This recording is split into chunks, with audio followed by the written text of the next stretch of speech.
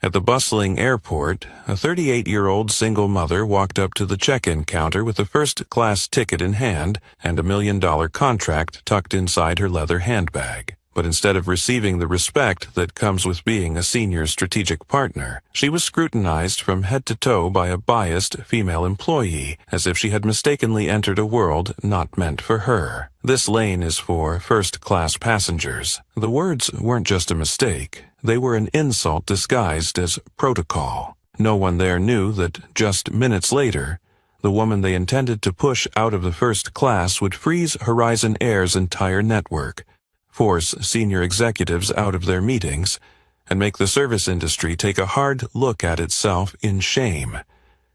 Because when you dare to belittle a black woman simply because she doesn't wear the brand you're used to seeing, you're not just wrong.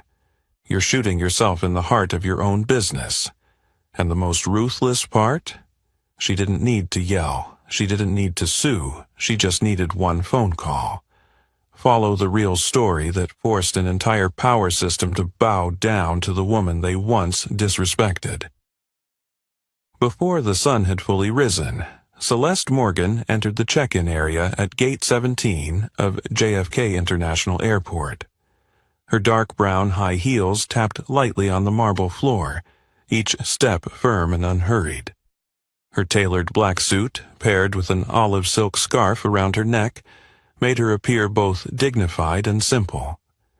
At 38, Celeste was the CEO of Morgan Fresh Systems and a single mother, having traveled longer roads than most could imagine. But this morning she carried no stories. She only carried a first-class ticket and a speech prepared for the Western Food Sustainability Summit in San Francisco. In her hand, she held an old yet polished brown leather bag, a gift from her son, saved up for her 50th birthday. In the other, her first-class boarding pass clearly read, Celeste Morgan, Flight 218, Seat 1, A, JFK to SFO, First Class. The waiting area was still quiet. A few scattered passengers stood sipping coffee, pulling their bags behind them, eyes still heavy with sleep. Celeste walked straight to the check-in counter, nodding politely at Haley Dorsey, the young white woman manning the counter, dressed in Horizon Air's dark blue uniform. "Good morning," Celeste said softly and politely, handing over her ticket.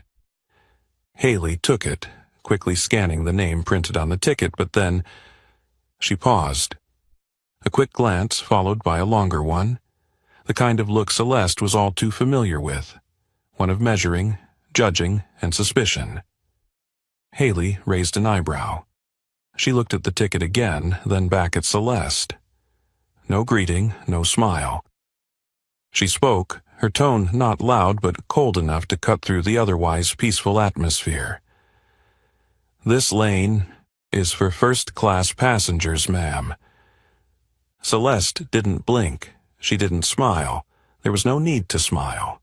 She stood tall, locked her eyes with Haley's, and responded in a calm, confident voice without a hint of irritation. "I know." In that moment, anyone standing nearby might have felt a thin chill pass over Haley's back. Not from the weather, but from the spirit of a woman who had lived her life being doubted, but had never once bowed her head to prejudice. Haley didn't smile in return. She didn't immediately scan the ticket. Her hand hesitated. Her eyes were still fixed on the black woman in front of her, as if waiting for another piece of evidence to confirm that this was a mistake. What no one knew was that the woman being scrutinized wasn't just a passenger. She was the person behind the largest clean food supply system Horizon Air had ever contracted with. But this morning, standing in front of a girl just transferred from Tulsa to JFK, that didn't matter. All Haley saw was a black woman wearing expensive clothes holding a first-class ticket, and in her eyes that didn't fit. That was all it took. And thus began the subtle yet soon-to-be overwhelming wave that would bring an entire airline to a halt. Haley stood frozen, holding the ticket but not moving to scan it. Several seconds passed in awkward silence.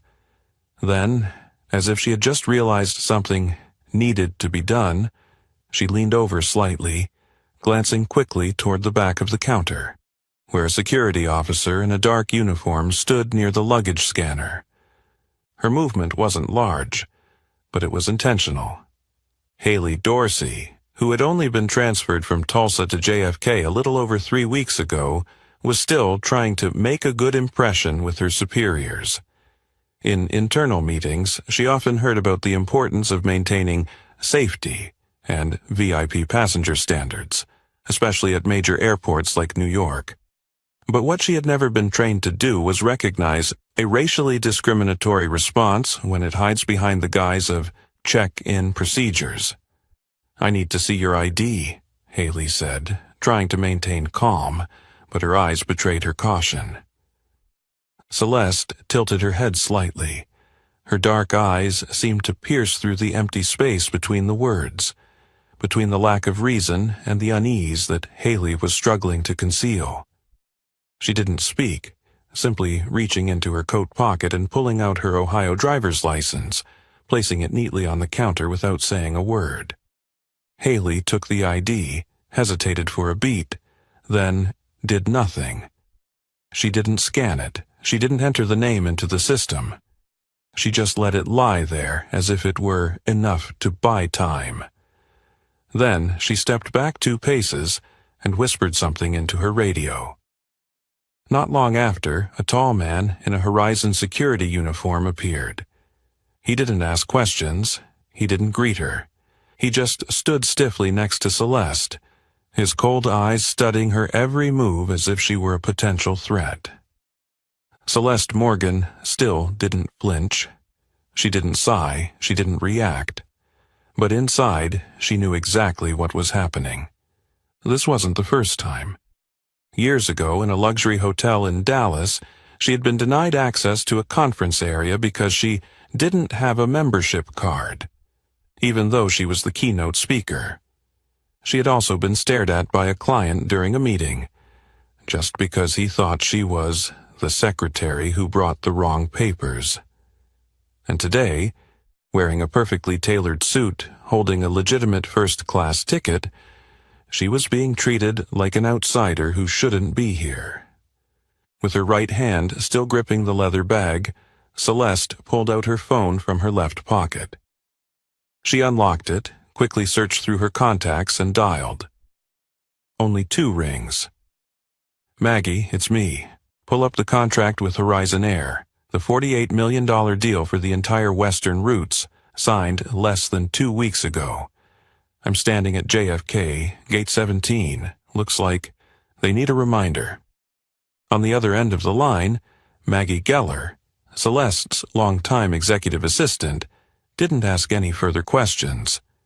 She simply said, "I'm pulling up the file now. Do you want me to call Cynthia Reyes directly?" Celeste glanced quickly at Haley, who was now pretending to be busy with the computer screen. She replied briefly, "Not yet. Just flag the alert for now. I think they're about to realize the issue." She hung up. In her hand was still the unscanned first-class boarding pass. Beside her stood the security guard, standing like a statue. Behind her, passengers were starting to trickle in, whispering when they saw her being held up. What's going on? Did she do something? Maybe the ticket's fake. Celeste heard every word, but she didn't turn around. She just stood there as if waiting for an elevator, patiently, calmly. But in reality, every passing moment was shaking a massive system to its core, even though no one could see it yet. She didn't need to raise her voice. She just needed to be in the right place at the right time. And that moment had just begun.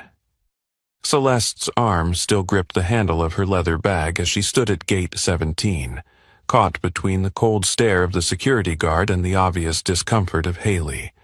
But within her, everything felt strangely calm, as if her mind had transported back to a winter morning in Cleveland, Ohio, where every journey of growth began with the scent of fresh vegetables and her mother's hands always covered in dirt.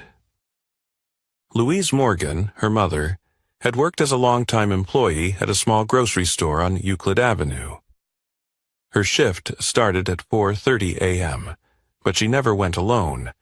Celeste, as a 9-year-old girl, had always gone with her, still half asleep, her small hand clutching the corner of her mother's coat as they carried crates of apples, cabbage, and carrots from the truck to the shelves. No one talked about starting a business. No one dreamed of changing their lives. But from an early age, Celeste quietly observed how her mother interacted with each customer, not just through words, but through eye contact, sincerity, and patience. Each time a customer hesitated between 2 melons, Louise didn't say, "Just pick one." Instead, she would pick up both, gently tap the rind, sniff the aroma, and smile. "You should pick this one. It's sunnier today, so this melon will be sweeter." Celeste learned everything, not from books, but between the scent of melon and the brown earth. At 17, while her peers dreamed of Ivy League universities, Celeste chose to study at Kent State University, while also working part-time in a cold storage warehouse. When other kids complained about early mornings, she was already used to the sound of carts rolling over damp concrete floors. When she graduated with a degree in agricultural business, her only assets were $300 in savings, an old Ford, and an idea that no one dared to believe in: make clean, traceable produce the new standard for the entire food supply chain. She started with a roadside vegetable stand in suburban Akron, with a hand-painted sign reading, "Fresh every day, from farm to your hands in 24 hours. No one believed in that slogan, until they saw Celeste drive herself to pick up produce at 4 a.m., then personally sort each potato, each pepper in the afternoon. There were no employees, no investors, just willpower and an unshakable belief. But the real turning point came when she discovered a gap in the market: clean food with traceability, available in enough quantity to supply retail chains, but not as expensive as boutique food.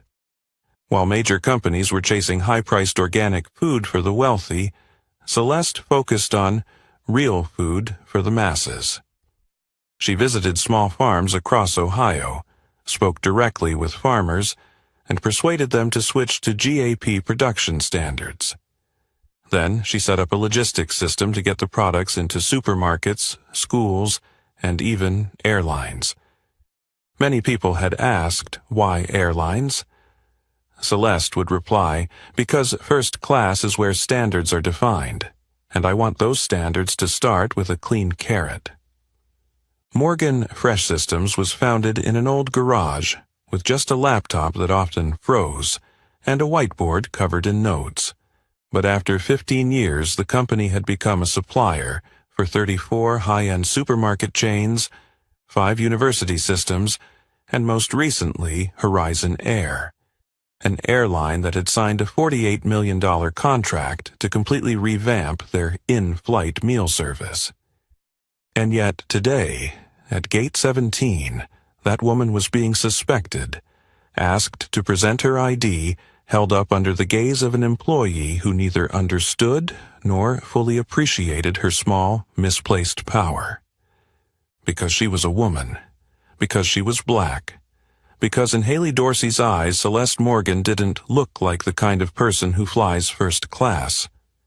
But what Haley didn't know was that in just a few minutes, this decision would shake an entire corporation to its core. The very woman, standing quietly at Gate 17, treated like a potential threat, was the one who had saved Horizon Air from one of the worst brand crises of the decade. Just 3 months ago, the airline's name was all over social media with images no one wanted to see. Frozen meals cracking, dry pasta like plastic packaging floating in aluminum trays. A first-class passenger, famous on TikTok, posted a video slamming an entire meal tray onto the table with the biting caption, "Fly thousands of dollars. Eat like you're in prison." In one night, Horizon became a media laughingstock. The headquarters in Minneapolis went into panic mode. The executive team held emergency meetings, and the communications team had to delete hundreds of negative comments every day. In the internal report, the brand management department succinctly wrote, "We don't just have a food problem, we have an image problem." And that's when Celeste Morgan's name came up in a private meeting. Not because she had a flashy advertising campaign, not because Morgan Fresh Systems had a grand office in Manhattan.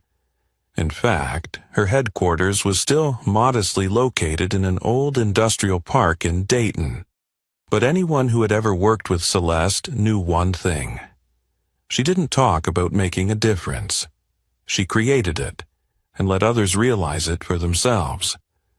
When Horizon Air sent an offer to collaborate, Celeste didn't present a PowerPoint. She didn't boast about growth charts, didn't bring along a sales team or a CFO. In Horizon's 18th floor meeting room, she only brought a black and white printed proposal and a cloth bag full of samples. There were cherry tomatoes from a farm in Indiana, kale from the Ozark Mountains, whole grain bread made at a small production facility in Missouri. Each item was packaged in biodegradable materials.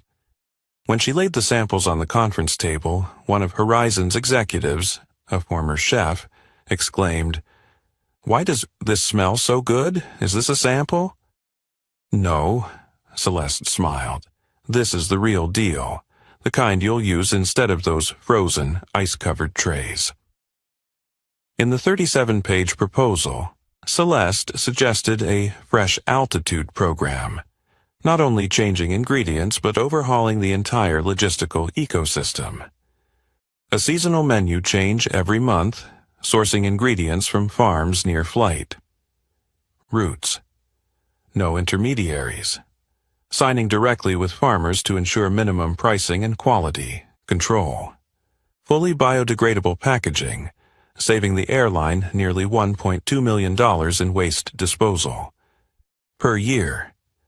Short shelf life, but high freshness, reducing customer meal returns by 41%. Less than a week later, Horizon signed a $48 million contract, covering the entire western and midwestern routes, with the option to expand into international routes if the initial phase was successful. But more importantly, Celeste didn't take any media rewards. When Horizon's internal communications proposed making a video to introduce the female CEO behind this meal revolution, she refused. "Don't put my face on the meal trays, I'm not a brand. The only thing that should be noticed is the quality on the customer's plate. But you're the leader, the inspiration. I'm the one raising a child with fresh vegetables and utility bills. Don't turn me into a role model. I'm just doing what I believe is necessary." And now, at Gate 17, after all of that, after saving the company from a media disaster, after rebuilding customer trust, she was being treated like someone unworthy of standing in the first-class line. No one at Horizon Air knew that. As she stood there, calm, not arguing, not shouting, she knew exactly what she was facing. It wasn't a mistake. It wasn't a system glitch. It was something far more dangerous, prejudice disguised as procedure. Inside the counter, Haley Dorsey was still pretending to search the screen. She knew there was no technical error. The name matched, the seat matched, the flight matched. But in her mind there was still something that didn't match. How could someone like her be sitting in seat 1A? Haley wasn't a bad person, but she was a product of a culture that had become too familiar with the successful model attached to white skin, neat hair, and a haughty attitude. Celeste didn't fit the mold of the VIP customer Haley had seen in the company's internal campaigns. And that's what led Haley to make the wrong assumption. A small mistake, but a mistake at the wrong time. and with the wrong person. At this very moment, Assistant Maggie Geller had finished pulling up the contract file and sent a copy to 3 people. Cynthia Reyes, Northeast Regional Director of Horizon. Jack Renault, Executive Director of Food and Customer Experience. Elise Stone, Head of Brand Crisis Management. In the email, there was only one short line. VIP guest, Celeste Morgan, being held at JFK Gate 17. $48 million contract. Suggest checking the cameras and reviewing the staff. 3 minutes later, Cynthia jumped out of her chair, leaving her steaming coffee and the marketing meeting behind. The name Celeste Morgan wasn't known to everyone, but to an executive like Cynthia, it was a name that could determine an entire financial season. And as Cynthia's footsteps echoed through the JFK airport's upper floors, one thing had become certain. Celeste Morgan was no longer just a passenger waiting to board a flight. She had just become a silent earthquake, shaking an entire system. And as Celeste's high heels remained still by the entrance, her boarding pass still resting in Haley's hand, the silence began to echo. It wasn't the kind of comfortable silence you find among passengers waiting to board. It was a tense, uncomfortable silence, as though something wasn't right, and everyone could feel it. But no one spoke. The crowd behind Celeste began to grow. People scrolled on their phones, pulled their suitcases along, glancing toward the counter as if trying to figure out the reason for the delay. But after just a few seconds, the curious looks started turning into whispers. She's not leaving? Maybe she's trying to sneak into first class. Probably a fake ticket. A middle-aged man in a gray windbreaker, wearing Bluetooth earphones, leaned toward the woman next to him and whispered, as if gossiping, "Another one who thinks just wearing a suit will get them to the front row." Celeste heard every word, but she didn't turn her head. She didn't furrow her brow. She was too familiar with this type of prejudice, the kind that never calls itself by name but always lingers like cold air seeping through concrete walls. She stood there, her back straight, her posture firm. Her gaze didn't avoid it, didn't shift away.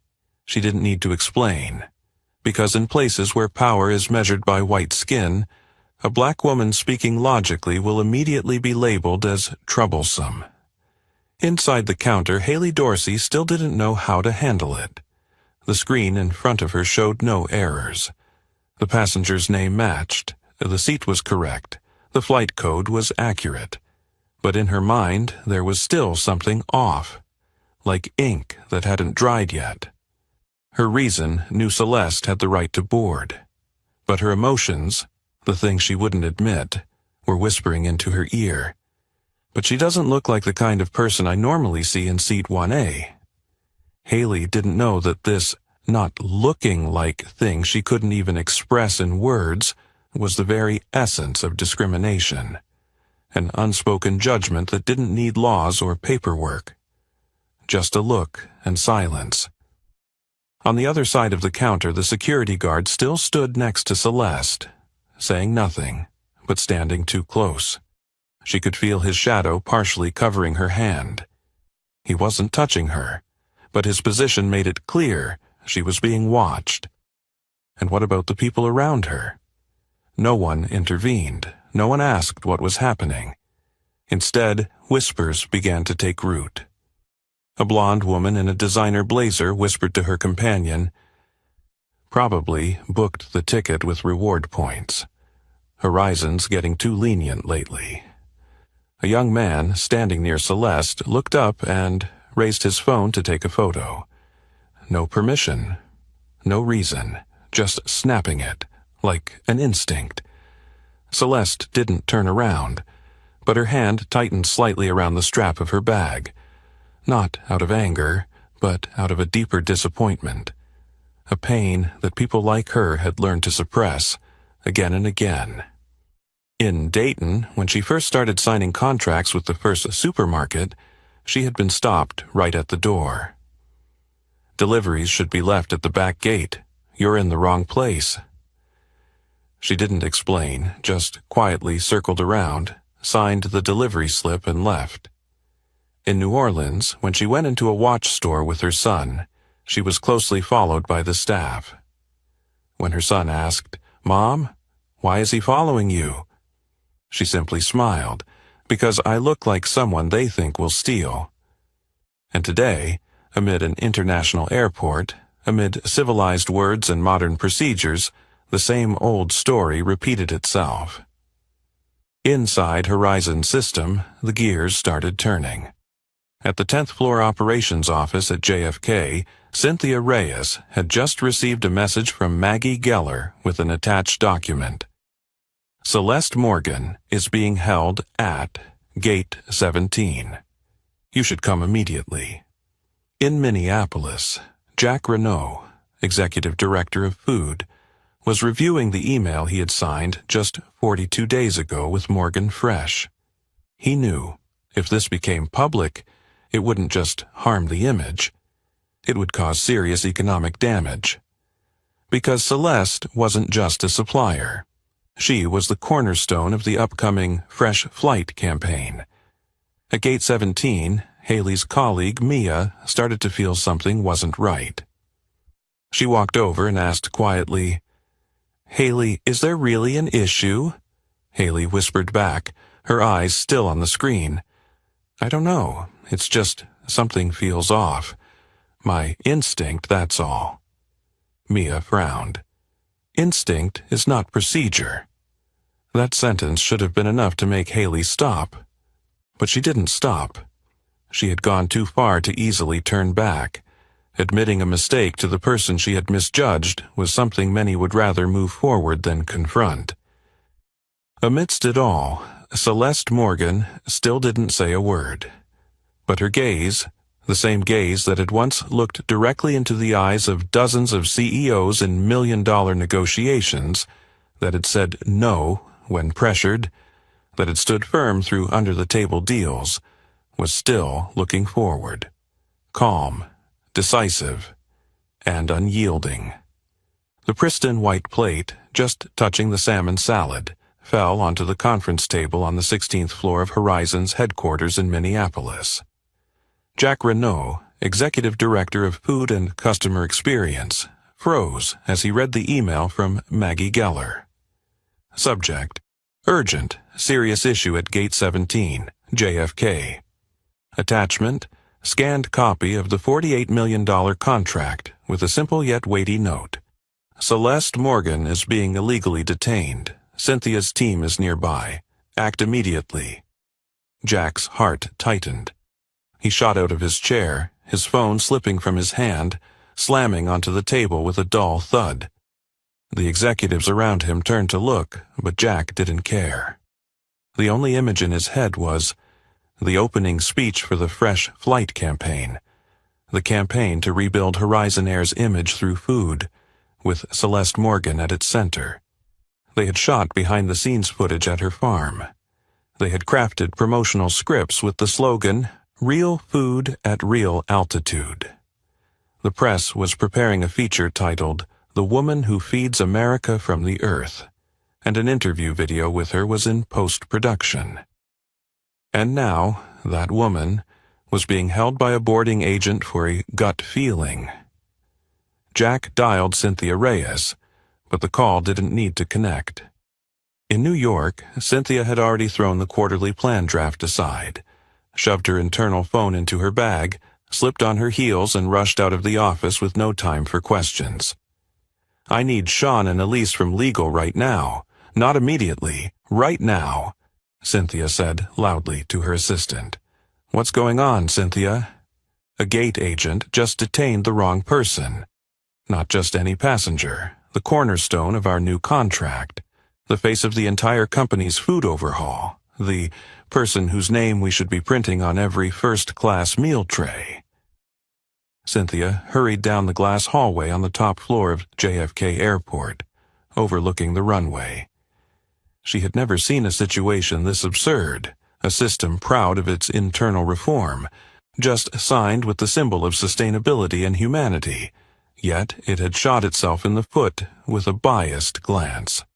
Back at Gate 17, while Celeste still stood calmly like an unspoken pillar amidst the growing wave of prejudice from the whispers behind her, Mia, the other boarding agent, had already pieced the facts together. She reopened the internal vendor list, scrolling down to Premium Fresh Contract Q1 and Q2, and the name Morgan Fresh Systems gleamed under the code HZN/2024FF-03. The words Exec Representative Celeste. Morgan almost made her choke.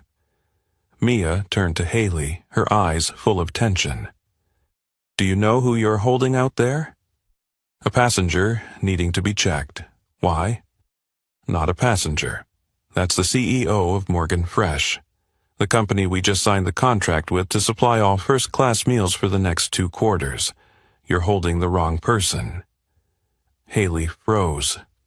She stared at the screen, then glanced at Celeste. Still standing there as if waiting for an apology from a system she had once believed had changed.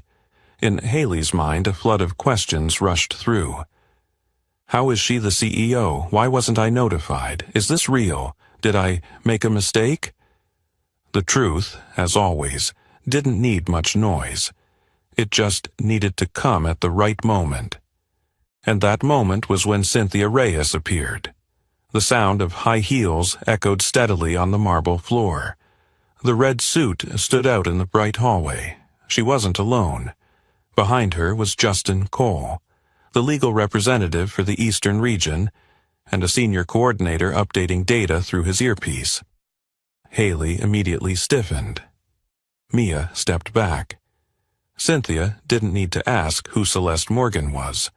Her gaze went directly to the woman standing next to the security guard, her posture calm and steady. No name tag, no sign. There are some people, when they stand in a place, power naturally forms around them. Cynthia walked up and extended her hand. "Miss Morgan, I'm Cynthia Reyes, Northeast Regional Director for Horizon. I sincerely apologize for the inconvenience. I'd like to invite you to a private waiting room to discuss this matter." Celeste looked at her, slowly putting her phone into her bag, and nodded. "Do you know what seat I was assigned?" 1A, Cynthia replied, without hesitation. "How interesting," Celeste said, a slight smile curling on her lips like a cold blade. "Because someone just told me this lane was only for premium passengers." No one spoke. No need to. Because sometimes the mistake doesn't come from policy, it comes from a look. And the wrong look, in the hands of someone without knowledge, is a knife that cuts through a multi-million-dollar contract. Justin Cole stepped forward, about to speak, but Celeste raised her hand. "I don't need an apology, Mr. Cole. I need an explanation about how an airline that just signed a contract with me can treat me like an intruder." No one could answer right away, because what Celeste needed wasn't words, it was an acknowledgement. And in that moment, Horizon truly felt that they were standing on the brink of a crisis. Haley Dorsey stood behind the counter, her hands tightly clasped together, her knuckles turning white. Every word Celeste Morgan spoke echoed in her mind like an alarm bell, resonating through the empty corridor. They just told me this lane is for premium passengers. She could no longer hear anything else. All the surrounding noise, the announcements at the neighboring gate, the wheels of suitcases rumbling, the internal broadcasted messages, faded into the background. All that remained was the reality. She had just stopped the wrong person. But not just any person. The one holding a $48 million contract with her company. And now, that mistake couldn't be hidden anymore. "Do you know who you just stopped?" Mia whispered for the second time, her voice now sharper, both a warning and a reprimand. Haley didn't answer. She just nodded mechanically. In her mind, everything was spinning. The internal messages about strict procedures, the training sessions emphasizing safety first, the supervisor's words about assessing risks from the first glance. The look. It was that. The look she used to judge Celeste Morgan instead of scanning the ticket. The look that was now turning back to judge her.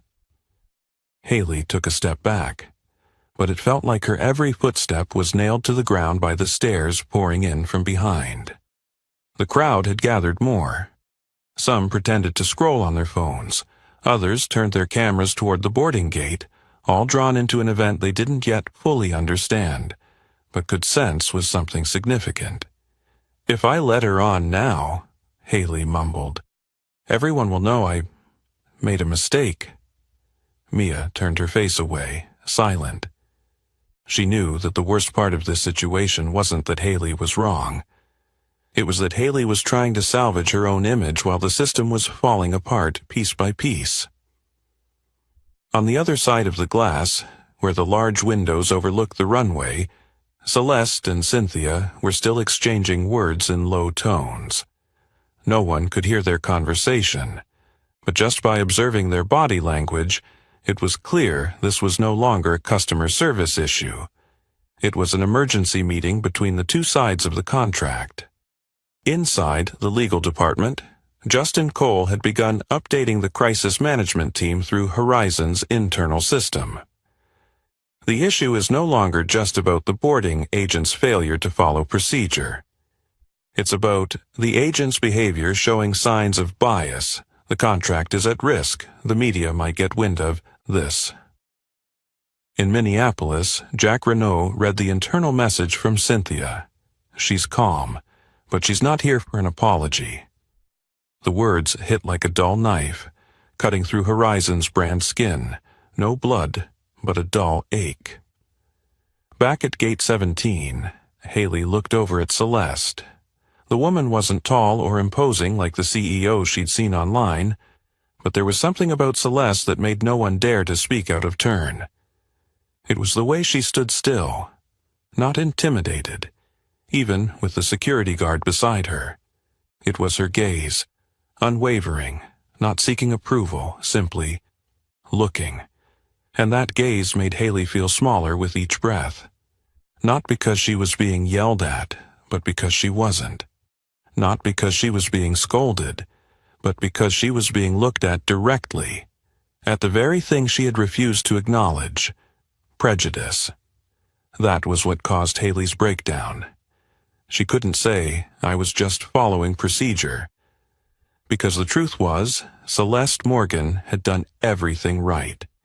And it was she, the one following procedure, who had made it all wrong. At that moment, Celeste quietly opened her leather bag. She pulled out a cream-colored folder, simple but sturdy. Inside was the original contract Morgan Fresh had signed with Horizon Air. White paper, black ink, the signatures of 3 executives still clearly visible. She didn't wave her hand. She didn't slam the folder on the table. She simply handed it to Cynthia with both hands, calmly. "I don't need a tweet. I don't need a public apology letter. I need something better," Celeste said, her voice soft but firm. "Because the next person you treat like an intruder might not have the regional director's number, and they won't be carrying a multi-million-dollar contract." Haley didn't hear the full conversation, but she saw something unmistakable. Cynthia, the woman who always stood straight in every meeting, slightly bowed her head, just a little, but enough to understand who truly held the power. In the first-class cabin of the flight waiting to board, the flight attendants were notified. "VIP guest, CEO of Morgan Fresh, is boarding. Provide maximum assistance. No unnecessary communication." Jordan, the head flight attendant, placed his hand on a bottle of silver-capped water, adjusted the tablecloth on seat 1A, and then looked toward the airplane door. He didn't know exactly what was happening, but one thing was certain: Someone had just stopped a woman whom the entire system wouldn't dare to name for a long time. Celeste Morgan said nothing. She simply stood there, her posture straight as a pillar, her back unbowed despite the murmurs from the crowd behind her. She didn't speak, even as every gaze, curious, judgmental, pitying, was directed at her. She didn't react when a woman in a business suit walked past and shook her head, as though witnessing an unnecessary mess.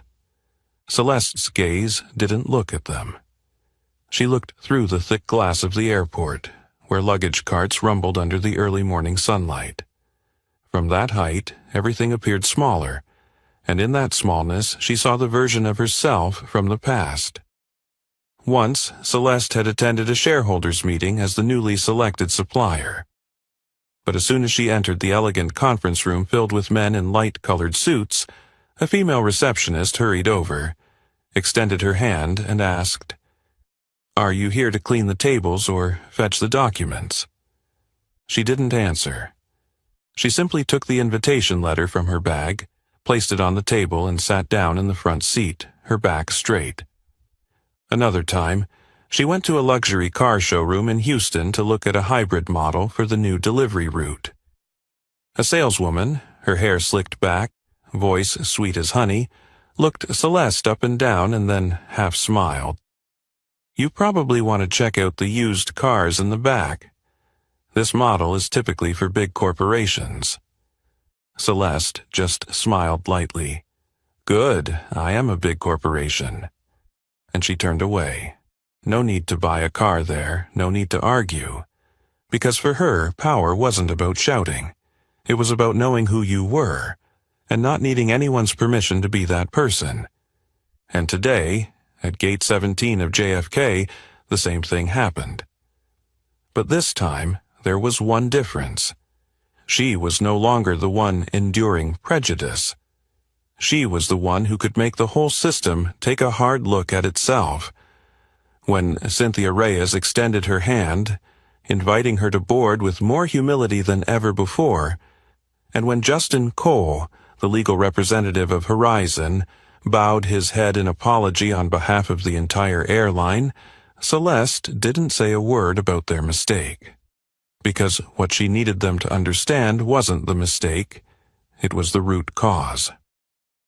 "Miss Morgan, please proceed. The crew has been informed," Cynthia said, her voice softer now, stepping aside as if clearing the way. Celeste nodded lightly, her gaze showing no pride, but also no hint of forgiveness. She simply moved forward, as someone who knew the path she was walking was straight, even if it had just been wrongly blocked. Under the white lights of the airplane entrance, Chief Flight Attendant Jordan stood waiting. He gave a slight bow, opening the cabin door with a gesture of respect unlike any other passenger before. "Welcome, Miss Morgan. If you need anything before takeoff, please let us know," Jordan said quietly, almost as an apology through action. Celeste didn't reply. She just nodded, handed him her leather bag, and stepped into the first-class cabin. Seat 1A was still there, the leather clean, the fold-up table neatly arranged, a bottle of mineral water waiting beside it, with a pristine white napkin. She sat down, adjusted the neck pillow slightly, and didn't look around to find anyone's gaze. No need, because every gaze had already turned toward her. Outside, Haley Dorsey stood frozen behind the counter, her face pale. Mia, her colleague, who had remained silent up until now, whispered, triggering the final realization. That's the woman feeding the entire first-class cabin with fresh vegetables from the farm, the one chosen as the face of the Fresh Flight campaign.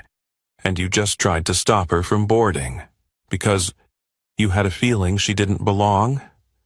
Haley opened her mouth as if to explain, but this time no words came out. No one was stopping her from speaking, but she knew any excuses now would be cheaper than the truth. On the plane, Jordan turned back toward Celeste with one final remark. I saw your speech at the conference last year. My younger brother studies agriculture, and after hearing you speak, he decided to quit his office job to work on a farm. Thank you for making everything real." For the first time since leaving the boarding counter, Celeste smiled slightly, not widely, but genuinely. "Well, then he started heading in the right direction," she replied. Then she turned her head toward the window, where the early sunlight was glinting off the wing, shimmering like the last rays of a storm. She didn't need to shout for anyone to listen. Because when a woman dares to stand still in the face of prejudice, a whole system will have to step back to see itself. Celeste's final words still echoed in Cynthia Reyes' mind as they walked through the private boarding lane, the fluorescent lights stretching ahead like a narrow corridor leading to a system waiting for a fix. "Funny, I was told this isn't the area for me." She didn't raise her voice, nor was she harsh, but each word struck coldly at the very identity of the entire Horizon air structure. Cynthia, who had handled the biggest crisis of the decade, who had restructured the entire Northeast personnel network after an internal scandal, had never felt smaller than she did at this moment. She didn't respond to Celeste, not because she couldn't, but because any words now would only be excuses. So she remained silent, a slight bow of her head, a gesture so quiet, yet holding an undeniable admission. "We are wrong, and you don't need to prove anything further." When Celeste sat in seat 1A, the atmosphere in the first-class cabin seemed to deflate, as if something had just shifted. Indistinct, but undeniably real. The flight attendants, from Jordan to the beverage manager, were more cautious than usual, not out of fear, but because they knew that a weighty silence had just been established in this cabin. Celeste asked for nothing. No water, no table opened. She simply sat, her hands gently folded in her lap, her gaze fixed out the window where the light was beginning to spread across JFK's runway. At the same time, in Horizon's urgent meeting room on the 10th floor of the airport, Cynthia was coordinating a critical review. The heads of human resources, legal, and internal communications were all present. Justin Cole, who had just followed Celeste onto the plane, had returned, removing his name tag as if it were heavy. "We can't wait for the media to find out," Cynthia said firmly. "I need a list of all employees directly involved in this incident, the internal communication script, and a formal report on the steps taken before the plane took off." "And if Celeste Morgan posts something?" a member of the team asked. Cynthia shook her head, almost laughing bitterly. "She doesn't need to post. All it takes is for one passenger in the waiting area to capture that moment and upload it. Everything will spread on its own." And, as predicted, on an anonymous Twitter account, the first tweet appeared with an image. The woman blocked at gate 17. No shouting, no arguments. But when she pulled out her phone, the whole system shook. Hashtags began to appear. $, gate 17, $, silent power, $, fresh flight, fail. In Minneapolis, Jack Renault read that tweet, his lips pressed tight. There were no images of Celeste shouting, no shocking videos, but that's exactly why the story spread faster. "We can't control this story," Jack said into the phone when he called Cynthia, "but we can control how we respond." Cynthia replied succinctly, "I know, and I also know Mrs. Morgan doesn't want an apology." What does she want? She wants that next time. If someone like her is at the counter, we don't leave them standing there silent. In the first-class cabin, Celeste closed her eyes, not because she was tired, but because she needed a moment of quiet to shake off the repetition of the memory. She remembered her first day delivering to Horizon. She had been the one to drive the small truck carrying rainbow chard and summer cherry tomatoes, both fresh and fragile, to the company's test kitchen. She had once thought that once she became economically valuable, the prejudices would disappear. But the harsh reality showed her that prejudice doesn't vanish, it only hides, waiting for the moment of weakness to resurface. A flight attendant silently approached her. "Mrs. Morgan, we have prepared a special meal for you. It's a set made with ingredients supplied by your own system." Celeste opened her eyes and gently shook her head. "I'm not hungry. Don't do anything to make up for it. Let things be as they should be." The flight attendant bowed her head, understanding. No words were spoken. Outside, 3 Horizon gates next to Gate 17 suddenly showed the status. Delayed, internal reason. No explanation was given, but within the internal system the order to halt all boarding activities had been activated. Cynthia had made her decision. "We can't let this happen again. Not until we know how many Haleys are holding the gates with that small yet destructive power." And as Celeste Morgan sat in seat 1A, her gaze slightly turned toward the cloud streaks outside the window, she knew. Her silence had done something that even hundreds of speeches might not have achieved. The morning sunlight still crept through the 1A window, quietly falling on Celeste Morgan's hand, where an ivory envelope was pulled out with determination, neither rushed nor flashy. She placed it on the folding table before her, not facing anyone in particular, but clearly leaving it where anyone who needed to see would see. Cynthia Reyes, who was still standing a few steps away, not yet ready to leave the plane, paused for a moment. This was not an act of challenge, not a counterattack. It was an indictment written with precision, resilience, and no unnecessary emotion. Celeste gently opened the envelope and pulled out a copy of the official contract signed with Horizon Air less than 2 months ago. Bold print, the company logo, internal codes, and 3 clear signatures at the end. Celeste Morgan, CEO of Morgan Fresh Systems Jack Renault, Horizon Food Director Sean Bell, Midwest Legal Advisor. She slid the copy toward Cynthia, not speaking immediately, letting the silence amplify the weight of what was about to be said. "This is the original contract," Celeste said, her voice low, not angry, but heavy enough that every syllable fell like a stone on the metal table. "Your first-class meals, those are from me. The VIP lounge you're advertising, that's from me. The food system Horizon uses to salvage its image after the frozen food scandal, that's from me." Cynthia took the paper, her hands trembling slightly. Not from fear of Celeste, but from seeing the mirror reflecting the very actions of her own system. "And today," Celeste continued, "the one deemed a security threat, the one held without reason, the one scrutinized simply because they weren't to your liking, is the same brand you are carrying in every tray of food on this flight." Her tone neither rose nor fell, but the entire first class could hear each word clearly.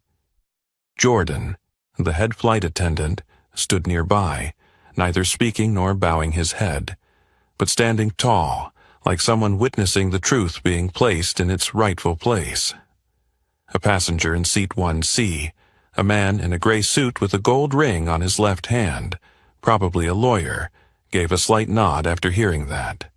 He didn't speak, but his gaze confirmed. This was a lesson that couldn't be ignored. Celeste didn't stop there. She pulled another handwritten note from the envelope. It contained only a brief line. "No need for an apology. Clean up your system before talking about corporate culture." She placed the note neatly next to the contract copy and looked directly at Cynthia. "I don't need a handwritten letter, and I don't need a tweet from PR. I want action.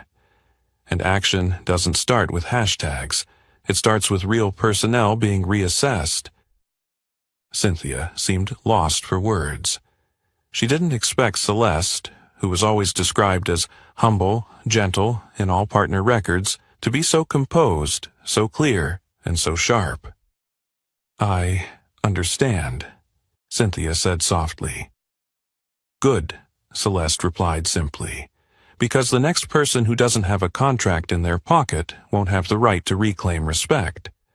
And that person could be my daughter, or any passenger you make feel small with the ticket they paid for." At that moment, the internal system at Horizon was on high alert. Human Resources, starting to check all violation histories from JFK boarding gates. Communications, halting the Fresh Flight campaign until a specific crisis management plan is in place. Legal, preparing an update for the anti-bias enforcement for frontline staff policy, expected to be implemented within 48 hours. Justin Cole, who had just returned to the cabin after receiving the report from Cynthia, quietly observed Celeste, who was now folding the documents and placing them back in her leather bag. He knew this was not just a reminder, it was a warning. She doesn't need to threaten with the media. She just places a contract in the right spot, and a power structure has to re-examine itself. Celeste gently leaned back in her seat, closing her eyes. Not out of fatigue, but because she knew the power game had ended, but the consequences had only just begun. The boarding door in front of the first-class cabin opened once more, this time for two men in dark suits, entering with tense faces, still unable to conceal their shock. Jack Renault, the chief of food and customer experience at Horizon Air, still held a file, temporarily clipped together with a paperclip. Walking alongside him was Justin Cole, the Northeast legal advisor, his leather briefcase still slightly open, almost as though they had left the emergency meeting without properly closing it. They didn't wait for introductions. Both of them walked straight up to seat 1A, where Celeste Morgan was still sitting, arms crossed in front of her chest, her gaze unwavering. "Miss Morgan," Jack spoke first, his voice urgent, "I am so sorry about this unacceptable incident. I can't imagine this happening to you. We will do everything we can to—" "I don't need an apology," Celeste interrupted, her voice steady, not louder than a whisper, but enough to make both men stop dead in their tracks. "I need you to change the way you look at people. I need you to stop using procedures to justify prejudice." Justin Cole, who had spent hundreds of hours presenting on equality policies, who had approved numerous anti-discrimination commitments, now stood silently. Not because he had nothing to say, but because there was nothing worth responding to. Celeste turned her gaze toward him, not with malice, but with something deeper than disappointment. "You've written enough campaigns, posted enough slogans, hung enough banners for diversity and inclusion. But when a black woman stands in front of your staff with a first-class ticket, they still choose to doubt instead of scan the code. That's not in the documents," she emphasized. "It's in the minds of the people." Cynthia Reyes, standing behind, didn't intervene anymore. She only bowed her head, the first time in her career, to a partner. Not to appease, but to acknowledge. After a few seconds, no one said anything more. The exchange wasn't long. But everyone present understood. No apology could replace action. No compensation could cover the invisible harm of being looked at with suspicion because of race, gender, or age. Cynthia took a deep breath and gave a silent signal to the staff to reopen the boarding door. The flight to San Francisco, which was supposed to have taken off 27 minutes ago, still hadn't moved. But now, no one on Horizon's team was rushing. Because the biggest delay wasn't on the runway, it was in the minds of those who needed to change. The door closed. Jack and Justin left. No more promises, no more business cards offered. Just silence, heavier than any well-prepared apology speeches. At that moment, Jordan, the head flight attendant, approached and leaned slightly toward Celeste. "Ms. Morgan," he spoke quietly, "I just want to thank you, not for the contract, but for not bowing to them. That's what I always wished my mother could do, the day she was stopped at the bank just for wearing flip-flops. Celeste looked at him. In the eyes of this young man, she saw a forgotten piece of childhood, an old wound that had once gone unanswered. She didn't need to say anything. Just a slight nod, enough to bridge a gap between two people who had lived at opposite ends of life, but both scarred by the same cut. Judgment based on the first glance. Meanwhile, at the 3 adjacent boarding gates near Gate 17, Horizon flights began to display delay notices. Delayed due to internal operational reasons. Awaiting passenger verification. Reconfirming boarding procedures. No one outside the company knew that the true reason was that Horizon had just ordered a halt to boarding across the entire Northeast region to audit the behavior of frontline employees. A silent audit had been initiated, without public announcement, but affecting the entire flight schedule for 3 hours. And it all started with a phone call. A wrong look. A silence at the right moment. Celeste Morgan leaned her head back against the seat, her eyes closed.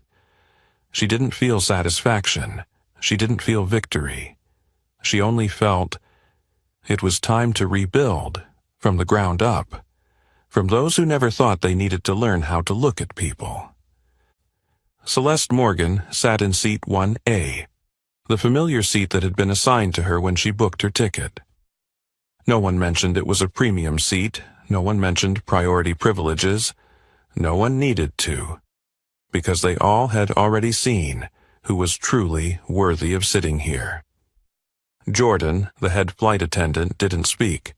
He carefully took Celeste's leather bag, fastened the strap, and placed it respectfully at her feet. Then he opened a bottle of mineral water, poured it into a small silver-rimmed glass, and placed it on the folding tray. He didn't ask, "What would you like?" He simply said quietly, "If you need anything, just let me know." Celeste only nodded slightly, neither thanking nor refusing. Her hands gently folded in front of her stomach. Her back rested against the soft leather seat, but she didn't lean back. Her gaze still directed out the window, where the early sunlight swept across the runway as if time was trying to wipe away a silent memory.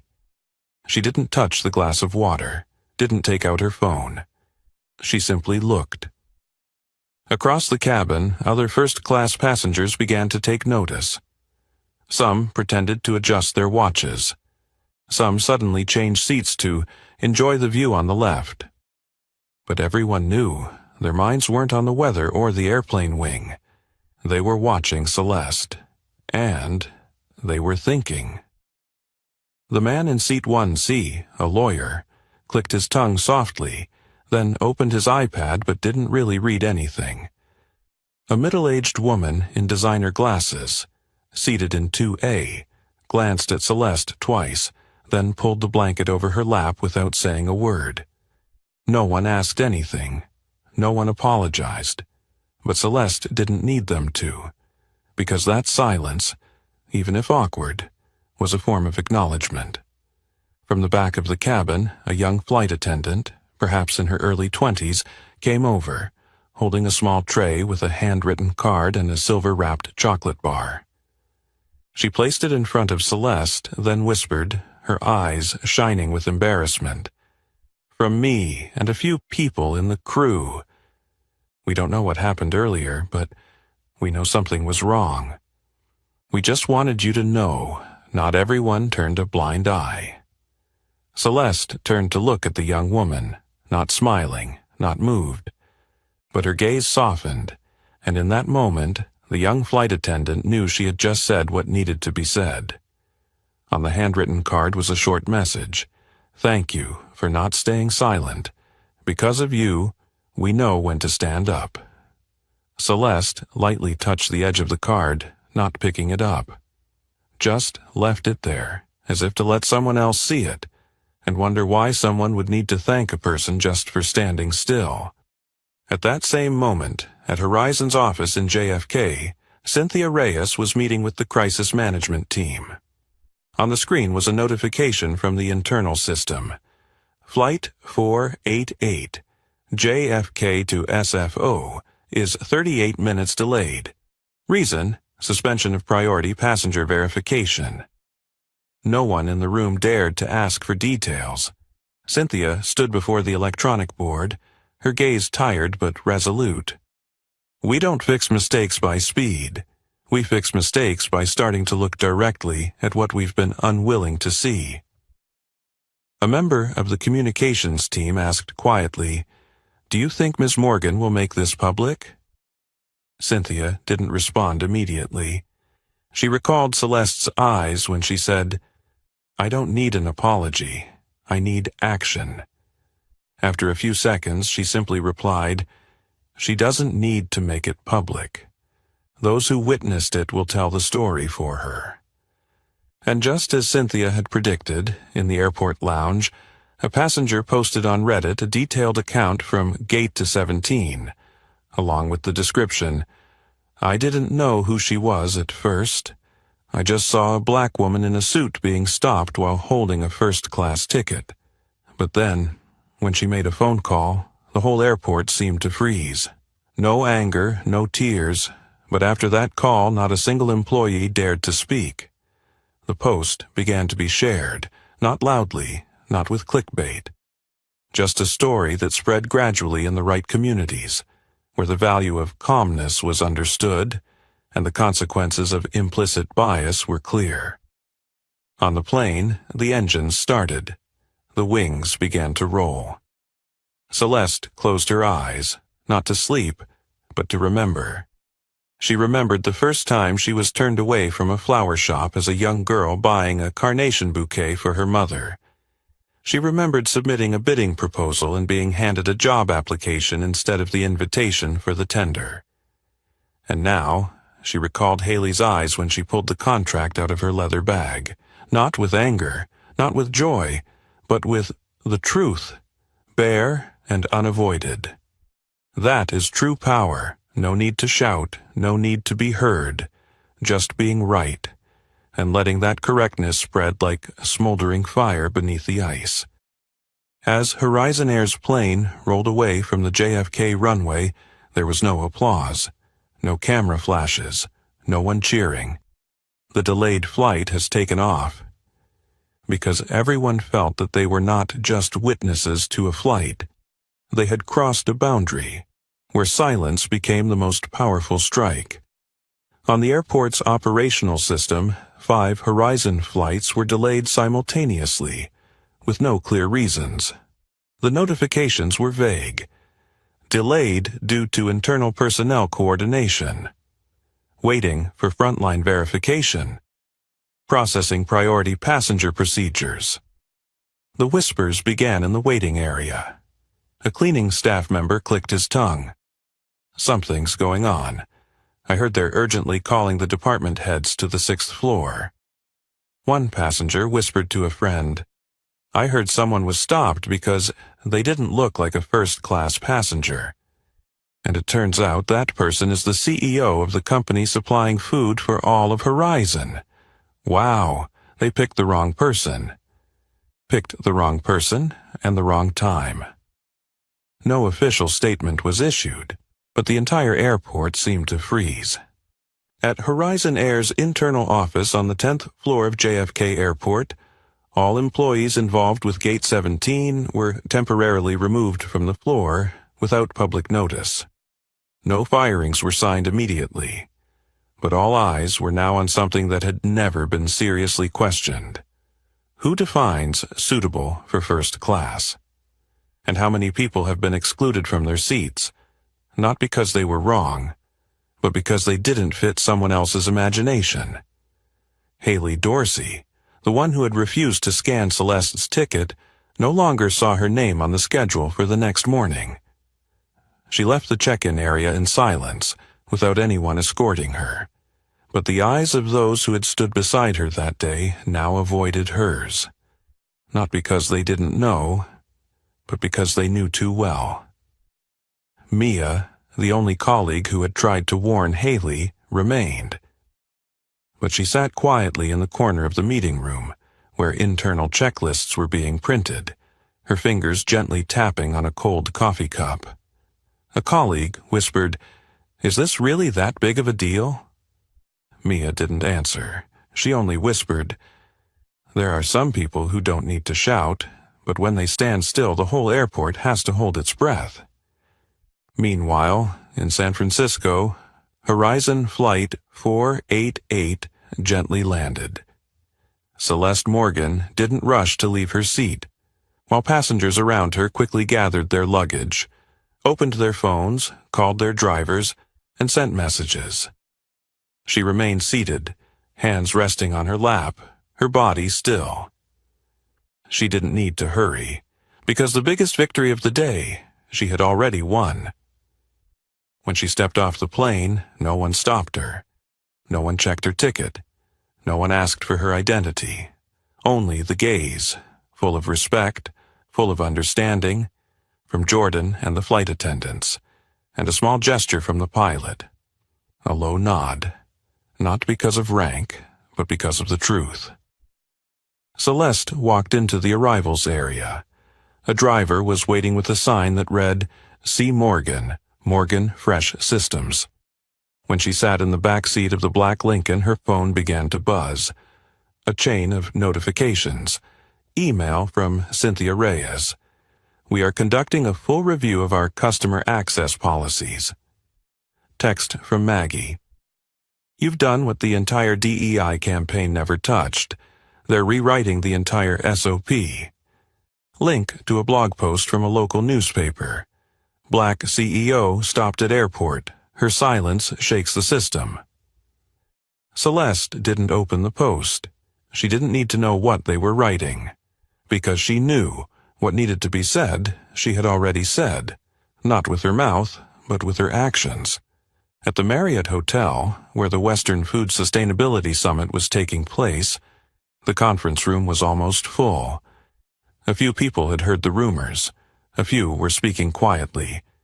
"Celeste Morgan is coming. I heard she's the one who was stopped at JFK this morning." "Is that true? I heard Horizon is halting all operations in the Northeast because of that." When Celeste entered from the side of the hall, no one stood up. No one clapped. But the atmosphere in the room changed instantly.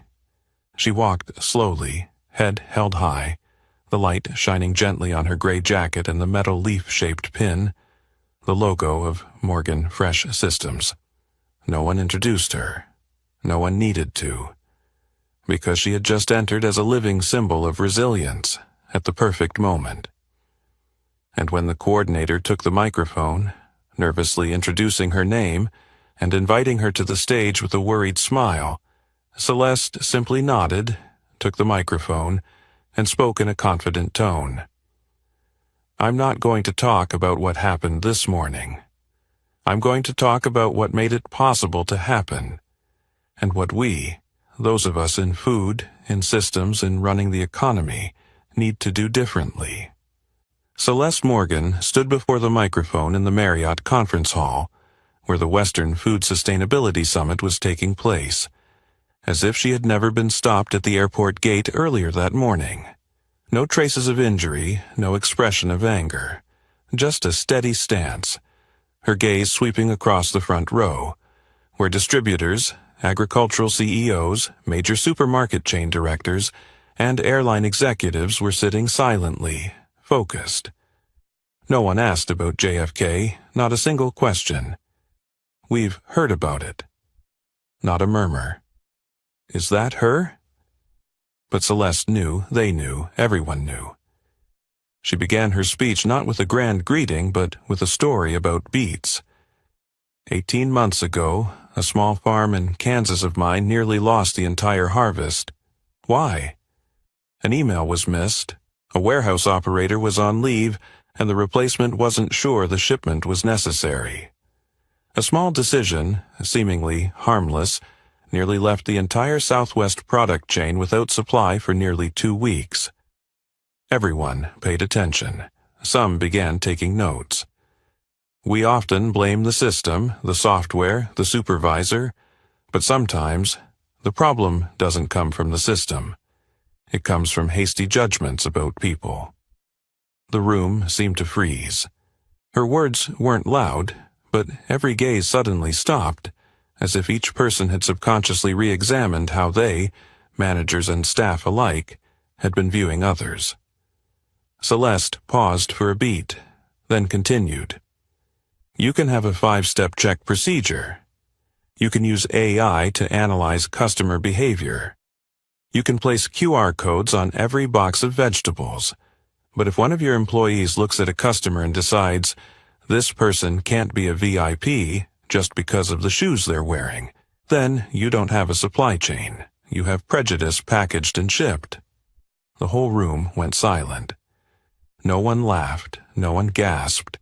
There was only a silence building up like water about to overflow. She continued, I don't care how much you've spent on marketing. I want to know, who gets to decide to reject a person, and on what basis? This time, a member of the organizing committee, pale-faced, leaned back in his chair. A CEO of a retail chain lowered his head, adjusted his collar, without looking up. I've been denied entry to a conference because I didn't look like a founder. I've been asked to go to the back gate after securing $1 million contract because the guard thought I was the delivery person.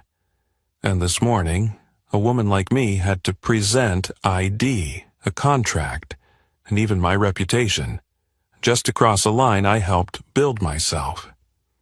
No one needed more evidence, because no one in that room was unaware of what had just happened. Celeste paused, slightly lowered her head, and concluded, we can optimize storage time. We can shorten order processing cycles, but don't shorten the time it takes to assess a person. Because that's where decay begins, not in the vegetable crate, but in the gaze. The applause came slowly, not enthusiastically, not uniformly, but from small groups, from those who understood, from those who had once judged wrongly, and from those who would never dare judge hastily again. After stepping off the stage, Celeste was walking down the hall beside the conference room when a man, wearing an olive suit, graying hair, with a badge reading, Logistics Lead, Pacific Retail Group, approached her. He didn't speak immediately. He just walked alongside for a moment before softly saying, the line about shortening the evaluation of a person will make me see my employees differently. Celeste simply smiled, without turning back. That's enough, she whispered. That's why I stood there. And she continued walking, without the glow of fame, without any cameras, only with the truth as a silent weapon that couldn't be denied. When Celeste Morgan left the Marriott conference after her speech, she did so as quietly and confidently as when she had entered. No press conference followed, no tweet, no LinkedIn post. And when a reporter from Business Equity Weekly approached her for an exclusive interview, Celeste simply shook her head. I came here to talk about the food supply chain, not to recount a story about an airport. Another offer came from a national television network, inviting her to join a live panel discussion on unconscious bias in the airline industry. Celeste responded with a single line. Silence doesn't mean inaction, but not every struggle needs to be broadcasted. And so, no one was publicly criticized. No one was named or shamed in the press. No legal threats were sent from Morgan Fresh Systems' office. But Horizon Air began to change from within, and no one dared to call it coincidence. 1 week after the incident at JFK, Horizon quietly announced a new partnership with the civil rights organization Equity Now, a group specializing in providing strategic advisory to businesses on racial equity, covertly monitoring discriminatory behavior, and restructuring personnel processes. The announcement was made via an internal newsletter, not through major media outlets. but those who followed industry insider news understood. This was an apology. Unspoken, but with action. In the following 3 months, all frontline personnel at Horizon were required to attend a retraining course on unconscious bias recognition and nonverbal assessments. Horizon's HR department began logging feedback regarding invalid customer control processes as a Level 2 internal violation. The company officially included cultural engagement, KPIs, not just productivity. And most importantly, Gate 17 at JFK, the place where the shockwave began, was temporarily suspended for process re-engineering. No one mentioned Celeste Morgan's name in the news, but every employee who worked that shift that day knew why they had to sit in a meeting for 5 hours, reviewing camera footage and listening to internal recordings. In a small kitchen in Cleveland, Ohio, where the faded tin roof and a wall clock that ran 4 minutes behind were the only decor, Louise Morgan was reading an article from a business analysis magazine. The Silent Impact of Celeste Morgan, a CEO who made the entire system rethink, not by law, but by values. Louise set the article down on the old dining table, where Celeste had once sat studying math at age 12, illuminated only by the flickering yellow light from the overhead lamp. She smiled softly, no display, then muttered to herself, but also to the next generation. "That's my daughter. She's never had to yell to be heard." Meanwhile, in an internal meeting at another airline, Horizon's competitor, the HR director presented a slide with an image of Celeste standing before the conference, quoting her words, "Don't shorten the time to assess a person, because that's where decay begins, not in the vegetable crate, but in the gaze." Someone in the room asked, "Which book is this from?" The team leader replied, "No. This isn't theory, this is reality, and if we don't learn from it, we'll be the next ones needing to apologize." Celeste continued her daily work at Morgan Fresh Systems. The contract with Horizon was still in motion. Shipments of kale, melons, and pumpkins were regularly leaving the Midwest farm for distribution centers. No articles were posted on the company's website about the incident. No moral victory banners, no PR messages. But in the office on the 3rd floor, where Celeste hung photos from the old vegetable stand instead of awards, a new card was pinned to the corner of the wooden board. From an anonymous passenger, handwritten, "I watched you say nothing, but the whole airport had to stop. Thank you for teaching me.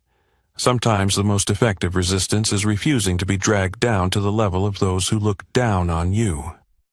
A person who once thought they understood first class, and now doesn't dare to think so anymore. Celeste read it, folded the card, then returned to the winter goods rotation plan on the board. She didn't need applause. She didn't need anyone shouting for justice. She just needed to keep doing what was right and let the silence do the rest. In a world where people often judge others by their appearance or the seat they choose on a plane, Celeste Morgan reminded us of one thing. True power isn't in loud words. It's in the right action at the right moment. No need to shout. No need for lawsuits. Just stand still and make the entire system look back at itself. So, what about you? Have you ever witnessed someone being treated unfairly just because they didn't look like they belonged? Share your story in the comments below, because sometimes change begins with stories like these.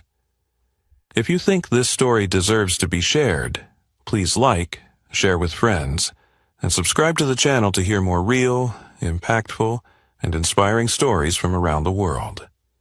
See you in the next journey.